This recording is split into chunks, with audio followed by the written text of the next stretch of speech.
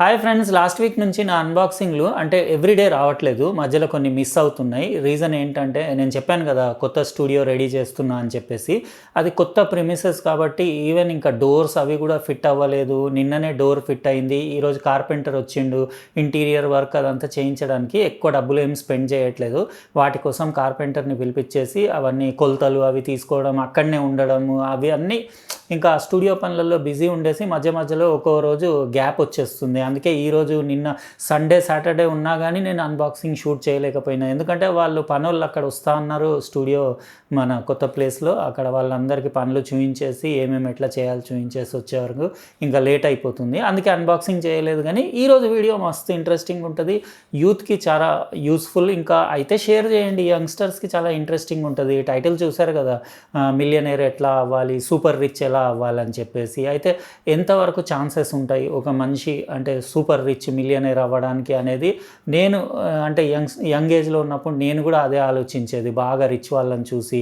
Actually మా grand father నుంచి నాకు పెద్దగా ప్రాపర్టీస్ అవి ఏమీ రాలేదు. నేను జీరో నుంచి స్టార్ట్ అయ్యి ఇక్కడ దాకా వచ్చిన లాస్ట్ 30 ఇయర్స్లో. నా మ్యారేజ్ అయినప్పుడు నేను ఇంట్లో నుంచి వెళ్ళిపోయినప్పుడు జీరో, ఆ రోజు నుంచి ఈ రోజుకి నేను ఈ స్టేజ్లో ఉన్నాను.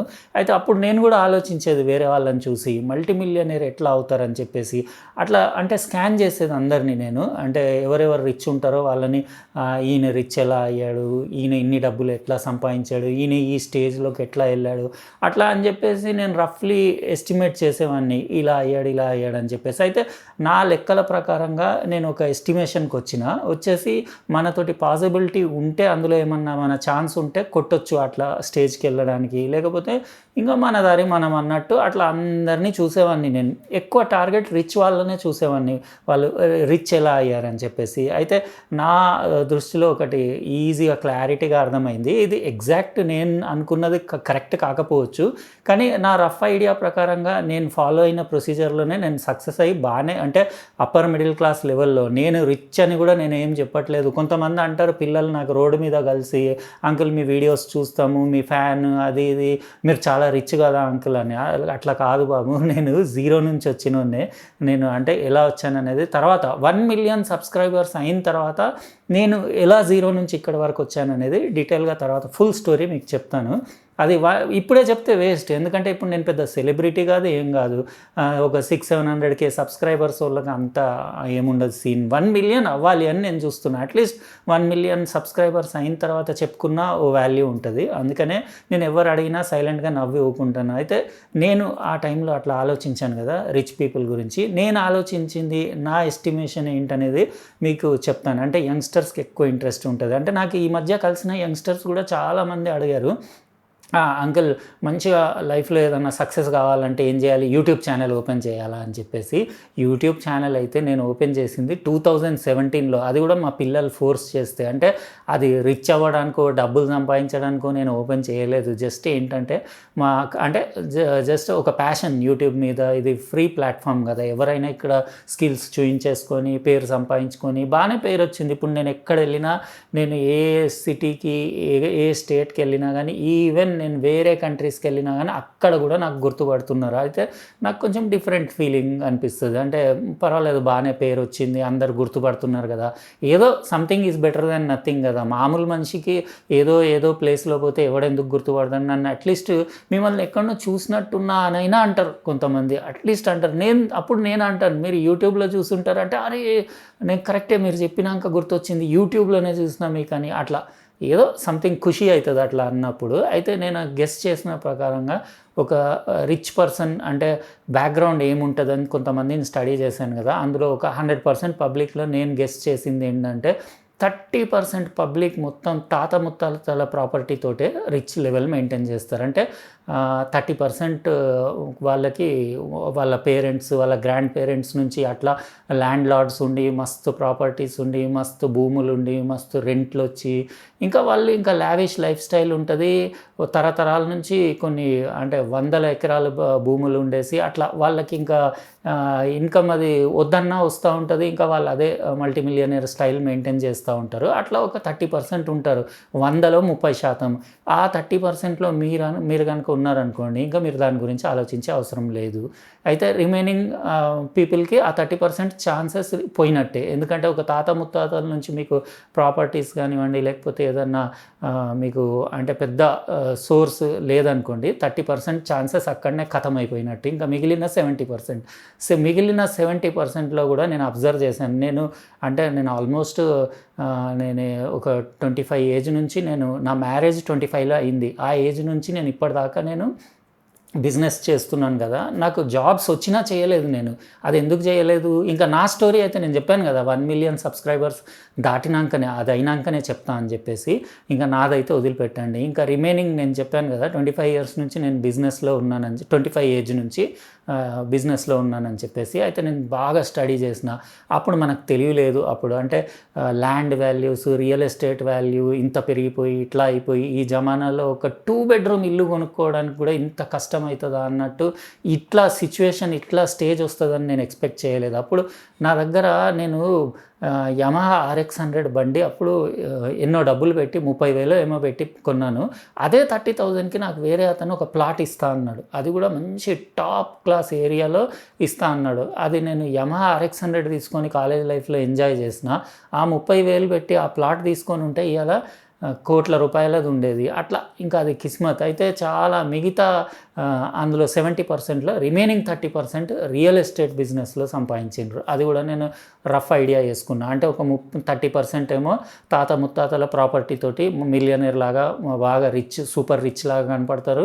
ఇంకో 30% రియల్ ఎస్టేట్ బిజినెస్లో రైట్ టైంలో దిగి సంపాదించిన వాళ్ళు. అంటే ఎప్పుడో దిగి ఎప్పుడో కొనుక్కొని, ఇప్పుడు ల్యాండ్ వాల్యూ పెరిగిపోయి, రేట్లు పెరిగిపోయి, ఇప్పుడు వాళ్ళు అంటే రియల్ ఎస్టేట్లో ఫ్లాట్లు కట్టడం, అపార్ట్మెంట్లు కట్టడం, లేకపోతే విల్లాస్ కట్టడం, గేటెడ్ కమ్యూనిటీలు కట్టడం, బిల్డర్లు అయిపోవడం, ఇట్లా ఈ టైప్ ఆఫ్ పబ్లిక్ రిమైనింగ్ 30%లో వాళ్ళ కేటగిరీ ఉంది. అయితే అది మీరు ఒకవేళ ఆ బిజినెస్లో లేరనుకోండి, 60% ఛాన్సెస్ మీరు ఇక్కడే పీకినట్టే అంతే. అంటే రిమైనింగ్ 40% ఉంటుంది. అట్లా నేను గెస్ చేసుకున్నాను. నేను చెప్పింది కరెక్ట్ అని కాదు. మీరు కూడా అంటే మీరు స్టడీ చేయండి, రిచ్ పీపుల్ బ్యాక్గ్రౌండ్ ఎట్లా ఉంది ఏంటనేది. నేను ఇన్ని సంవత్సరాలు స్టడీ చేసింది నా ఐడియా చెప్తున్నాను. అట్లా ఒక 30 తాత ముత్తాతల ప్రాపర్టీ, ఇంకో 30% రియల్ ఎస్టేట్ బిజినెస్లో. అది మిగిలింది ఎంత, 40%. 40%లో ఇంకా రిమైనింగ్ 10% అయితే నేను చెప్తున్నా కదా, సెలబ్రిటీస్ అంటే ఫిల్మ్ స్టార్స్, లేకపోతే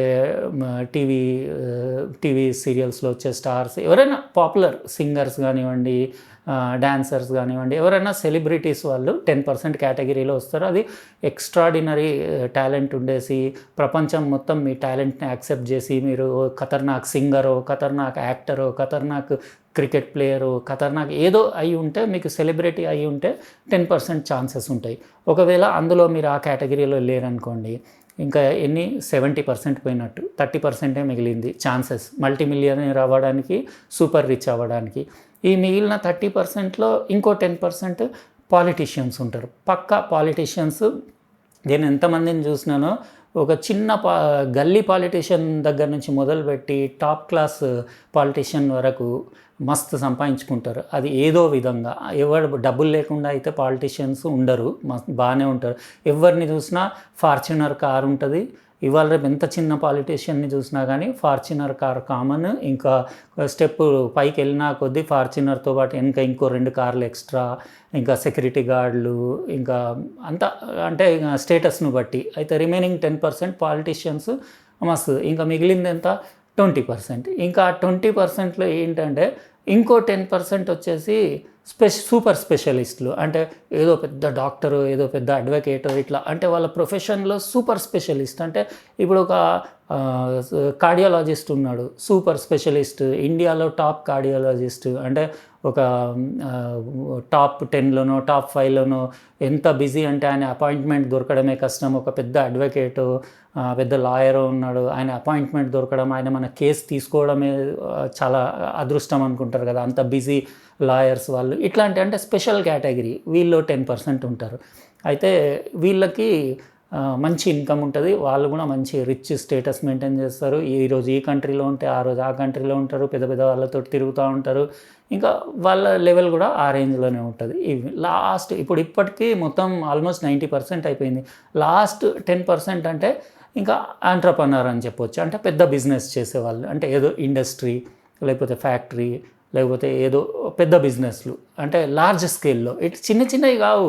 ఓ చిన్న హోటల్, చిన్న టీ స్టాల్ పెట్టుకొని, లేకపోతే చిన్న ఏదో షాప్ పెట్టుకొని, లేకపోతే చిన్నదేదో ఏదో చిన్న బిజినెస్లు కావు, పెద్ద లెవెల్లో. అట్లా చేసిన వాళ్ళు కూడా సడన్ కిస్మత్ మంచిగా ఉండి వాళ్ళ బిజినెస్ క్లిక్ అయిపోయింది అనుకోండి, వాళ్ళ ఇండస్ట్రీ క్లిక్ అయిపోయింది అనుకోండి, ఇంకా వాళ్ళు మల్టీ మిలియనర్, సూపర్ రిచ్, ఇట్లా ఇంకా మొత్తం 100% అయిపోయినట్టే. ఇవి తప్పి నాకు వేరే ఏం కేటగిరీలు కనపడలేదు. వీటిలలో మీరు రాలేదనుకోండి, మీరు జీవితం మొత్తం కష్టపడినా కానీ సూపర్ రిచ్ ఇంకా మల్టీ మిలియనర్ అవ్వలేమని నాకు అనిపిస్తుంది. ఎందుకంటే సింపుల్ జాబ్ చేసుకునే వాళ్ళు ఎంత సాఫ్ట్వేర్ జాబ్ చేసినా కానీ, మీరు ఎన్ని ల్యాక్స్ ప్యాకేజ్ ఉన్నా కానీ అంటే అంటే సడన్ చేంజ్ అనేది లైఫ్లో ఉండదు.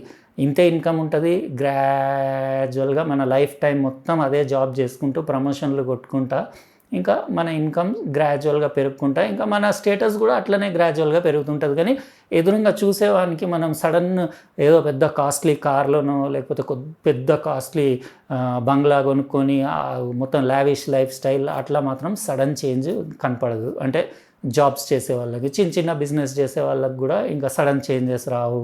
ఇంకా అంతే. ఇంకా సూపర్ రిచ్ అవ్వాలంటే నేను చెప్పిన కేటగిరీస్లో మనం ఒకటి. అయితే ఇవన్నీ స్కాన్ చేసి నేను ఇంకా ఛాన్స్ లేదని చెప్పేసి ఇంకా ఇండస్ట్రీసే బెటర్ అని చెప్పేసి ఆ ఫీల్డ్లోకి వెళ్ళిపోయి బాగానే సంపాదించిన, మంచి పేరు తెచ్చుకున్న, ఈరోజు 30 years తర్వాత ఈ స్టేటస్లో ఉన్న. అదంతా స్టోరీ నాది 1 million సబ్స్క్రైబర్స్ అయినాక చెప్తా. అయితే యూత్కి, యంగ్స్టర్స్కి చాలా యూజ్ వస్తుందని ఈ వీడియో చేస్తున్నా. ఎందుకంటే చాలామంది కలలు కంటారు ఎవరో మిలియనర్ని చూసి నేను కూడా అట్లా అవ్వాలని చెప్పేసి. అయితే ఈరోజు వీడియో వేస్ట్ అని మీరు అనుకోకండి. నేను ఇప్పుడే నా కొత్త స్టూడియో అది కార్పెంటర్లు వాళ్ళందరూ వెళ్ళిపోతే నేను తాళం వేసుకొని ఇప్పుడే ఇంటికి వచ్చినాక నాకు మధ్యలో దారిలో ఇంకో పిల్లోడు కలిసిండు. ఆయనతోటి కొద్దిసేపు మాట్లాడితే మాటలలో టాపిక్లో ఇది వస్తే ఆయన పిల్లోడు చెప్పిండు, సార్ అంకుల్ మీరు ఇట్లా పెట్టండి అంకుల్ ఇది వీడియో, ఎందుకంటే మా కాలేజీలో మేము డిస్కషన్స్లో మేము కూడా ఆలోచిస్తుంటాం, మరి వీడు ఇంత రిచ్ ఎట్లరా, వాడంత రిచ్ ఎట్లరా, మనం ఏం చేయాలా అని డిస్కషన్స్ నడుస్తుంటాయి. మీ ఐడియాస్ ఏమన్నా ఉంటే మీరు వీడియో చేయండి, మాకు యూత్కి ఏమన్నా యూజ్ వస్తే బాగానే ఉంటుంది అని చెప్పేసి ఆయన చెప్తే ఇంకా వచ్చినాక నాకు కూడా అనిపించింది, ఎందుకు చెప్పొద్దు, నేను కూడా జీరో నుంచే రియల్గా చెప్తున్నా కదా. నేను ఫస్ట్ టైం నేను మ్యారేజ్ అయినాక ఇంట్లోంచి వెళ్ళిపోయి నేను నా బిజినెస్ స్టార్ట్ చేద్దామన్నప్పుడు 1 రూపీ కూడా నా పాకెట్లో లేదు, ₹1 కూడా లేదు. ఆ 1 రూపీ లేకుండా నేను వెళ్ళేసి ఈ స్టేజ్కి ఇప్పుడు నాకు ఏం ప్రాబ్లం లేదు, మంచి లైఫ్. కానీ చాలా అంటే చాలా హార్డ్ వర్క్ చేసినా, ఏమేమి చేసినానో తర్వాత చెప్తా. అయితే కానీ ఒకటి ఏంటంటే అన్యాయంగా ఎవరిని ముంచొద్దు, అంటే బేకార్ దారులు పట్టొద్దు, అంటే అంత మోసాలు చేసుడు, అంత ఇల్లీగల్ పనులు చేసుడు, అంత వేరే అంటే థర్డ్ క్లాస్ యాక్టివిటీస్ చేసుడు, ఇవన్నీ చేయకుండా క్లీన్గా పైకి వచ్చే ఆలోచన పెట్టుకోవాలి యూత్. అంటే కొంతమంది ఉంటారు ఇంకా ఈ మొత్తం మీరు 100% చెప్పినారు కదా, అందులో 99 చెప్పి ఒక 1% చెప్పాల్సింది ఏంటిదంటే బట్టెబాజీతనం చేసి లంగా పనులు చేసి అట్లా కూడా మల్టీ మిలియనర్ అట్లా కూడా అయిన వాళ్ళు ఉన్నారు. కానీ ఎంతైనా కానీ నా లైఫ్ ఎక్స్పీరియన్స్ తోటి చెప్తున్నా నేను, అట్లా రాంగ్ వేలో అంటే తప్పుదారులలో సంపాదించిన వాళ్ళు ఏదో ఒక విధంగా ఎక్కడి నుంచి అయినా ఆ పైసలు పోతాయి, అవి ఉండవు, ఆ డబ్బులు ఉండనే ఉండవు మన దగ్గర. నేను లాస్ట్ వరకు కూడా చూస్తుండే, అరే వీడు ఇంత షార్ట్ కట్లో ఇన్ని కోట్లు సంపాదించిండు, మనమే పిచ్చోళ్ళమా అనుకుంటుండే. కానీ జమ్మని ఎప్పుడో న్యూస్ వచ్చేది, దాన్ని ఒక 10 yearsకో 15 yearsకో వాడు మొత్తం దివాలా తీసిండు, అవుట్ అయిపోయిండు అని చెప్పేసి. నేను మస్తు మందిని చూసిన రాంగ్ వేలో తప్పుదారులలో సంపాదించినోడు ఒక్కడు కూడా సక్సెస్ఫుల్గా ఉన్నట్టు నేను ఎక్కడ చూడలేదు. అంటే ఉండొచ్చు, మీకు తెలిసిన వాళ్ళు ఉండొచ్చు, నాకు తెలిసినోడు అయితే మొత్తం ఫ్లాప్ అయిండు అందరు. అట్లా వచ్చినోడు అట్లా ఎట్లా పైకి ఎక్కిండో అట్లనే కుప్పగూలిండు కూడా. మొత్తం కేసులు అవే నేను చూసినాయి. కాబట్టి రాంగ్ దారి అంటే రాంగ్ పనులు చేసి మాత్రం డబ్బులు సంపాదించే ఆలోచన అస్సలు మైండ్లో పెట్టకండి. పాజిటివ్ థింకింగ్, హార్డ్ వర్కింగ్, ఇంకా నిజాయితీగా అంటే పర్ఫెక్ట్గా మనం డబ్బులు ఎలా సంపాదిస్తాం, స్పెషల్ స్కిల్స్ అవి చూపించి అదే మైండ్లో పెట్టుకుంటే మీరు సక్సెస్ అవుతారు, మీ లైఫ్ కూడా స్మూత్ ఉంటుంది, ఎవరికి భయపడాల్సిన అవసరం కూడా ఉండదు. అయితే అది నేను ఈ వీడియోలో చెప్పాలనుకున్నది. అయితే నా స్టూడియో కొంచెం రెడీ అవుతుంది కదా, అయితే రేపు ఎల్లుండి అట్లా రేపు ఒక అన్బాక్సింగ్ చేసేస్తాను, ఎందుకంటే 2 days అయింది కదా నేను చేసేసి. అయితే స్టూడియోది కూడా ఎట్లా చేస్తున్నాయి, ఇంకా అంత పెద్ద వర్క్ ఏం కాలేదు, కానీ ఇప్పుడు ఎంతవరకు అయిందో అంతవరకు మీకు చూపిస్తాను. ఇంకా చాలామందికి ఇల్లు కొనుక్కోవాలని ఉంటుంది. ఇల్లు ఎలా కొనుక్కోవాలి ఆ ప్రొసీజర్ దానిపైన కూడా మీరు వీడియో చేయమంటే చేస్తా. ఎందుకంటే మస్తు కష్టం ఇల్లు కొనడం ఈ జమానాలో. నేను మీకు దానిపైన వీడియో చాలా అంటే నేను ఏమేం చేస్తే ఇల్లు కొనగలిగానో మీకు చెప్పమంటే చెప్తా. ఇంకా ఈ వీడియో అన్బాక్సింగ్ అయి ఉంటే మాత్రం ఏదో ఐటమ్ మన సబ్స్క్రైబర్స్లో ఎవరికొకరికి ఇచ్చేవాడిని, కానీ ఇది అన్బాక్సింగ్ కాదు కదా. రేపటి అన్బాక్సింగ్లో చూద్దాం. ఏమన్నా నాతోటి పాసిబిలిటీ ఉంటే అక్కడ కూడా ఏమన్నా ఇవ్వడానికి ట్రై చేస్తా. అయితే మొన్న నేను విన్నర్ని సెలెక్ట్ చేశాను కదా, అరే ఆయన పేరేమో ఉండే గౌరీ కుమార్ ఉండే ఆయన పేరు. జస్ట్ ఆయన పేరు, ఊరు, పిన్ కోడ్ ఇచ్చేసిండు. అట్లా ఇంటి నెంబర్ ఇవ్వాలి నాకు, ఇంకా స్ట్రీట్ నేమ్ ఇవ్వాలి, ఒక పోస్టల్ ప్రొసీజర్ ఉంటుంది. ఇచ్చి ఏ కొరియర్ సర్వీస్ వాళ్ళ ఊరు వరకు వస్తుందో ఆ డీటెయిల్ ఇచ్చేసి ఫోన్ నెంబర్ ఇచ్చేసి అవన్నీ డీటెయిల్స్ ఇస్తే మనం కరెక్ట్గా ఎగ్జాక్ట్గా పంపించవచ్చు. ఇంకో 10 seconds video clip Srinivas sir నాకు కాంటాక్ట్ చేసిండ్రు, నేను ఆయన పంపించిన ఐటమ్ నేను రిసీవ్ చేసుకుంటున్నా, నా అడ్రస్ కూడా ఆయనకి ఇస్తున్నాను, ఒక 10 seconds వీడియో క్లిప్ కూడా పంపిస్తే అది కూడా నేను నెక్స్ట్ వీడియోలో యాడ్ చేస్తాను. మరి అడ్రస్ కూడా కరెక్ట్ ఇవ్వలేదు ఆయన. అంటే ఇంకా నేను మళ్ళీ ఒకసారి కాంటాక్ట్ చేసి నేను పంపించాను, ఇవి డీటెయిల్స్ కంప్లీట్ ఇవ్వమని చెప్పేసి. అది ఇచ్చినాక ఆయన వీడియో క్లిప్ వస్తే నెక్స్ట్ ఎప్పుడైనా వేరే వీడియోలో చూపిస్తాను. నేను ఉంటానండి. రేపు ఫ్రెష్ అన్బాక్సింగ్ తోటి మళ్ళీ ఇంకో వీడియోలో కలుస్తా. బాయ్.